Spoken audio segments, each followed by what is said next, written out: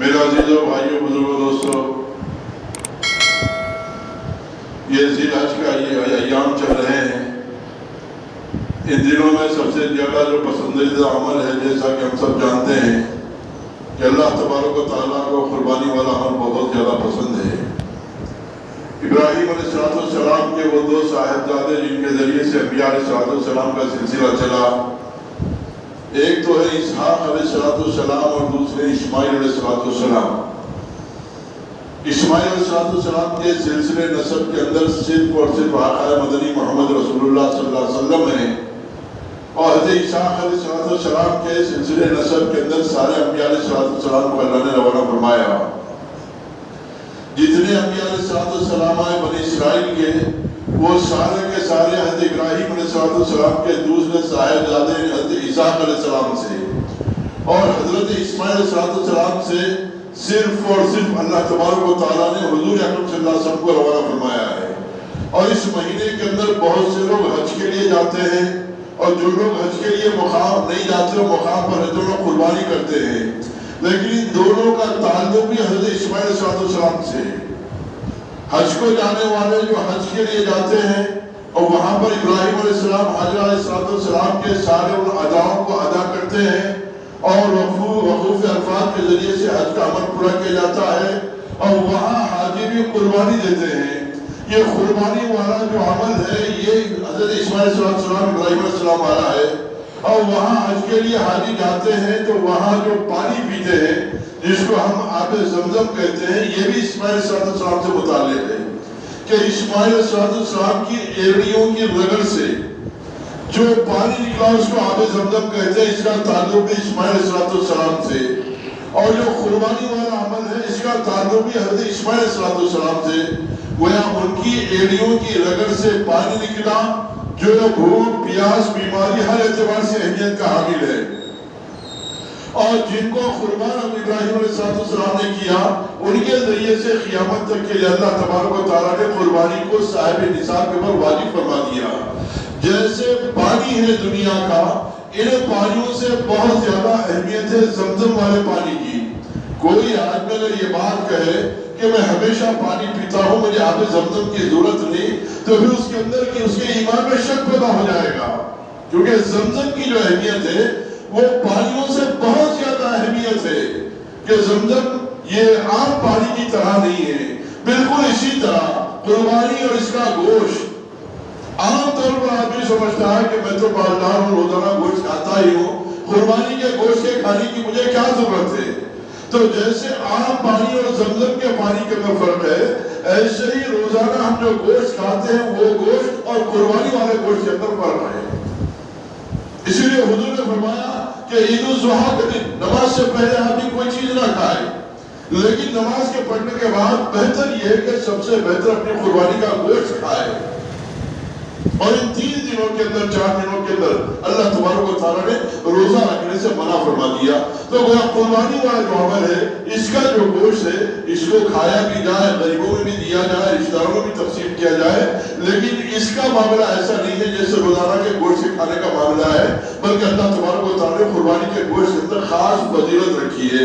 اللہ کے پاس یہ چیز نہیں پہنچتی۔ اللہ قرآن پاک میں ارشاد فرماتے ہیں کہ تم لوگ جو قربانی دیتے ہو، تم لوگ جو قربانی دیتے ہو، اس کا گوشت اور خون یہ ہم تک نہیں پہنچتا۔ پھر پہنچتا کیا ہے؟ فرمایا کہ تمہارا تقویٰ پہنچتا ہے۔ کن کیفیات کے ساتھ میں، کن جذبات کے ساتھ میں اور کن خیالات کے سامنے قربانی کا عمل کیا گیا ہے۔ ابراہیم علیہ السلام، اسماعیل علیہ السلام کی قربانیوں کو یاد کرتے ہوئے اللہ تبارک و تعالیٰ کی رضا کا جذبہ اس میں ہے یا نہیں ہے؟ یہ جذبہ جتنا کمزور ہوگا آپ کی قربانی اتنی کمزور ہوگی۔ آپ نے بہت قیمتی جانور بہت زیادہ پیسے لگا کر خرید کر لایا، لیکن ایک آدمی جو اخلاص کے ساتھ میں سادہ سادہ جانور خریدا ہے تو اس کا وزن بڑھ جائے گا، کیونکہ کیفیات قلبیہ کے اندر تقوی کے اندر فرق پڑ گیا۔ تو جس اعتبار سے تقوی ہوگا اسی اعتبار سے قربانی ہوگی۔ حضور نے ارشاد یہ بھی بات فرمائی ہے کہ زیادہ سے زیادہ رقم والا فرما بہترین جانور قربانی کے لیے پسندیدہ ہے، لیکن میرے دوست بزرگوں جیسے تقوی ہوگا اس اعتبار سے قربانی کے اوپر اثر انداز ہوگا۔ اس لیے قربانی کے اندر قلب کی کیفیات کا ہونا بہت، قربانی ہی کیا، آپ نماز پڑھیں، آپ ذکر کریں، آپ صدقہ کریں، آپ جو عمل کریں، اس کے اندر جو کیفیات قلبی ہوگی، اس سے جو اللہ کا تعلق پیدا ہوگا وہ کمال کرنے کا ہوگا، اور پھر اللہ ان اعمال کے اوپر تاثیر پیدا فرمائیں گے کہ دنیا دیکھتی ہی دیکھتی رہ جائے گی۔ شاہ عبدالعزیز محدث دہلوی رحمۃ اللہ علیہ ابھی 100-150 سال کے یہ بہت بڑے بزرگ ہیں۔ شاہ ولی اللہ محدث دہلوی جو ہے، ان کے 4 صاحبزادے کو شاہان دہلی کہا جاتا تھا۔ بہت بڑے اللہ والے یہ لوگ گزرے ہیں، 4 بھائی ہیں لیکن بہت کمال درجے کے ہیں۔ تو انہوں نے تفسیر عزیزی کے اندر ایک واقعہ لکھا ہے، تفسیر سے آج بھی بہت سی باتیں ہمارے سامنے آ جاتی ہیں لیکن ہم اس کا جواب نہیں دے پاتے، لیکن اللہ والوں کا معاملہ ہی کچھ عجیب تھا۔ اور یہ زمانے کے اندر ایک گویا ہندو پنڈت نے اس بات کا اعلان کر دیا مسلمانوں کے درمیان میں کہ ہمارا جو مذہب ہے حقدار سچا ہے اور بالکل صحیح ہے، اسلام یہ صحیح مذہب نہیں۔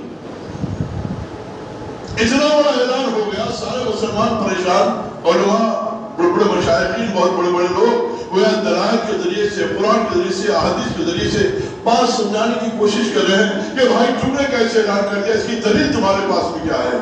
اس نے یہ بات کہی کہ دیکھو فلاں علاقے کے اندر ہمارا مندر ہے جو 2000 سال سے صحیح و سالم کھڑا ہوا ہے، اور تمہاری مسجدوں کا عالم یہ ہے کہ تم مسجد بناتے ہو، سال 2 سال کے اندر رنگ و روغن کرنا پڑتا ہے، اس کی مرمت کرنا پڑتا ہے، لیکن ہمارا وہ مندر ہے 2000 سال سے بالکل صحیح کھڑا ہوا ہے، کوئی تغیر و تبدل نہیں آیا، یہ ہمارے مذہب کے حق ہونے کی دلیل ہے۔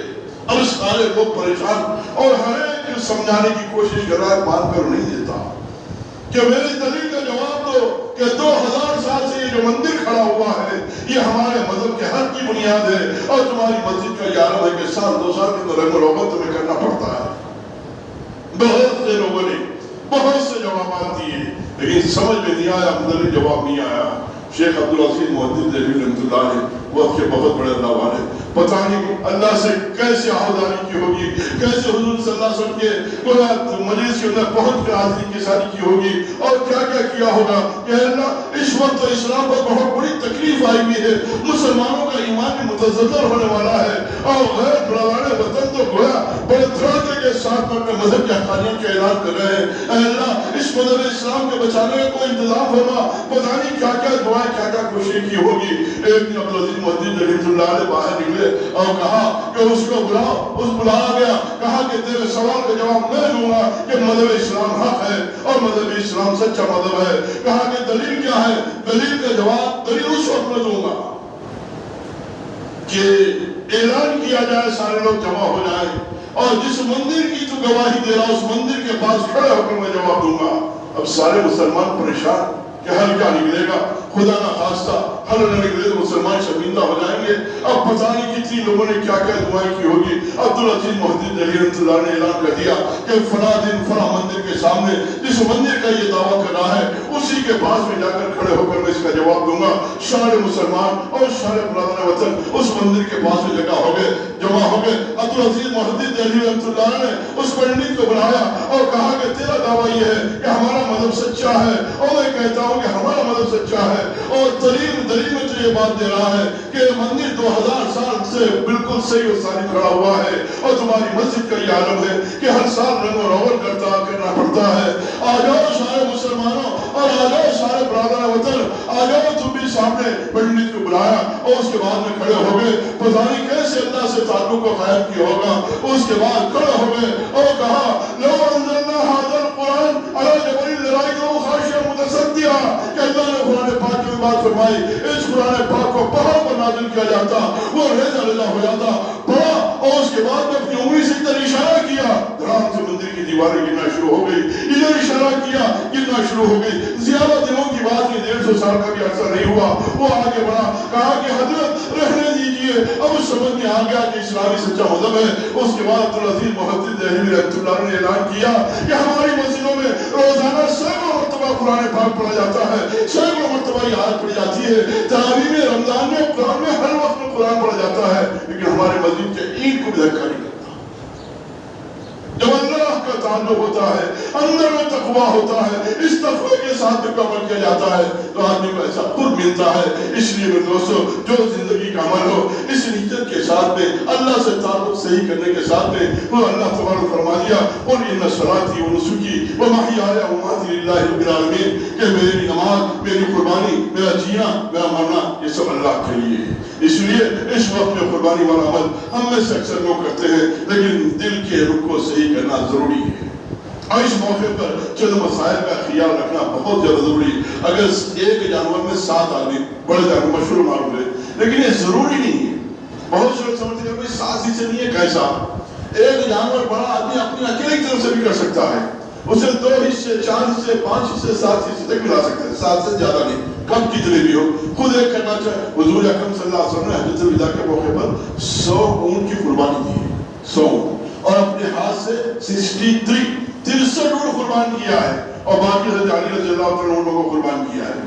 اور 63 یعنی حضور صلی اللہ علیہ وسلم کی ظاہری حیات مبارکہ کی طرف اشارہ تھا کہ آپ کی ظاہری حیات 63 سال کی ہے، آپ نے 63 اونٹ قربان کیے۔ اور قربانی کے جانوروں میں سب سے زیادہ قربان کرنا جو مشکل کام ہے، بکرے کو قربان کرنا اتنا مشکل نہیں ہے، بیل کو قربان کرنا اتنا مشکل نہیں ہے، لیکن اونٹ کو قربان کرنا بہت زیادہ مشکل ہے۔ اس کو پہلے نہر کرنا پڑتا ہے، جس کے بعد اسے گرایا جاتا ہے، اس کے بعد اسے حلال کیا جاتا ہے، بہت مشکل کام ہے۔ صحابہ کرام پریشان تھے، اتنی قربانی اب کیسے ہوگا؟ لیکن جانوروں کے اندر بھی وہ کمال اللہ سبحانہ وتعالی نے نصیب فرما دیا تھا کہ حدیث کی تقریباً کتابوں میں بات کا تذکرہ ملتا ہے کہ حضور اکرم صلی اللہ علیہ وسلم اپنے حج کے موقع پر ان اونٹوں کو قربان کر رہے تھے تو ان کو نہر کرنا، گرانا نہیں پڑا، بلکہ وہ اونٹ خود آگے بڑھ رہے تھے کہ حضور کے ہاتھوں سے میں قربان ہو جاؤں۔ ایک اونٹ دوسرے اونٹ سے آگے بڑھ رہا تھا کہ پہلے میرا نمبر لگ جائے، پہلے میرا نمبر لگ جائے، حالانکہ اونٹ کو قربان کرنا یہ بہت مشکل کام ہے۔ اللہ تبارک و تعالیٰ نے حضور صلی اللہ علیہ وسلم کے اس معجزے کا وہاں پر اظہار فرمایا کہ حج کے موقع پر اونٹ خود اپنے آپ کو آگے بڑھا رہا تھا کہ مجھے قربان کر دیا جائے، اللہ کی نسبت حضور کے ہاتھوں سے اس اونٹ سے پہلے میں قربان ہو جاؤں، اس سے پہلے میں۔ حالانکہ ہمارے شرعی حکم یہ ہے کہ ایک جانور کو دوسرے جانور کے سامنے قربان نہ کیا جائے، ایک جانور کو دوسرے جانور کے سامنے قربان نہ کیا جائے۔ اگر کئی جانور وہاں پر ہوں تو اس کے ساتھ کسی جانور کو اس کے سامنے قربان نہ کیا جائے، کیونکہ اس کے اوپر موت کی ہیبت تاری ہوتی ہے۔ بعض وقت تو گوبر بھی کرنا شروع کر دیتے ہیں، اس لیے اس کی خاص رعایت رکھی جائے۔ اور ایک بات کہ 7 حصوں میں اگر کسی ایک آدمی کا حصہ بھی اگر گوشت کھانے کی نیت ہوگی، سب کی قربانی ضائع ہو جائے گی، اس لیے حصوں کے اندر خاص یاد رکھی جائے۔ اور ایک بات کہ حصوں کی بات ہوگی تو اس کو توڑ کر برابر تقسیم کیا جائے۔ اور ایک بات کہ جب ذبح کرنے کا موقع آ جائے تو بعض وقت یہ ہوتا ہے کہ آدمی خود بھی ذبح کرتا ہے، اس کے ساتھ اس کا خصائی یا کوئی اور لوگ بھی ذبح کرنا شروع کر دیتے ہیں۔ اس میں احتیاط بہت ضروری ہے، ورنہ ساری قربانی حرام ہو جائے گی۔ آپ کو جو دعائیں یاد ہیں، جو مستحب دعائیں ہیں، وہ ساری دعائیں قربانی کی اپنی جگہ ہے، لیکن قربان کرنے کے لیے قربانی کے اندر بہت زیادہ ضروری ہے کہ اس میں بسم اللہ اللہ اکبر کہا جائے۔ یہ کہنا بہت ضروری ہے۔ آپ جانور قربان کر رہے ہیں، آپ کے ساتھ میں آپ کا بھائی بھی آ گیا یا کمزور خصائی بھی آ گیا، اکثر بیشتر ہوتا ہے کہ وہ صاحب آپ کو نہیں آتا بھٹی کے خالی آپ چھوڑا چلا دیا میں قربان کر دوں، خصائی بھی آگے بڑھتا ہے۔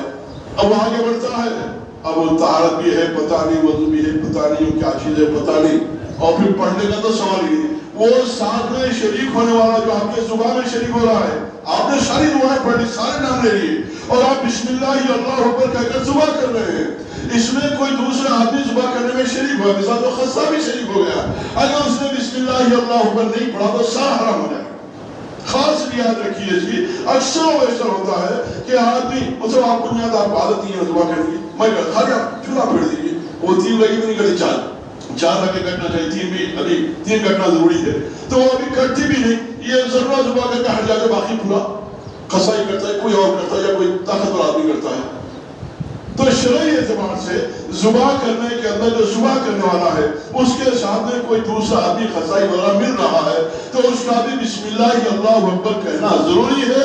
اگر نہیں کرے گا، بسم اللہ بھی نہیں پڑھے گا تو حرام ہو جائے گا، اللہ اکبر چھوڑ گیا ٹھیک ہے کوئی بات نہیں، بسم اللہ اللہ اکبر پورا کہنا ضروری، اگر بسم اللہ بھی نہیں کہے گا تو جانور حرام ہو جائے گا۔ اس کی خاص طور پر رعایت رکھی جائے۔ اللہ تبارک و تعالیٰ باتوں کو سمجھنے کی ہماری توفیق نصیب فرمائے۔ ان ایام میں خاص طور پر تکبیر تشریق کل کی فجر سے 9 ذی الحج کی فجر سے 13 ذی الحج تک یہ 5 دن 9 10 11 12 9 ذی الحج کی فجر سے شروع 13 ذی الحج کی اثر تک یہ 5 دن ہر فرض نماز کے بعد آواز کے ساتھ میں تکبیر تشریق کہنا واجب ہے.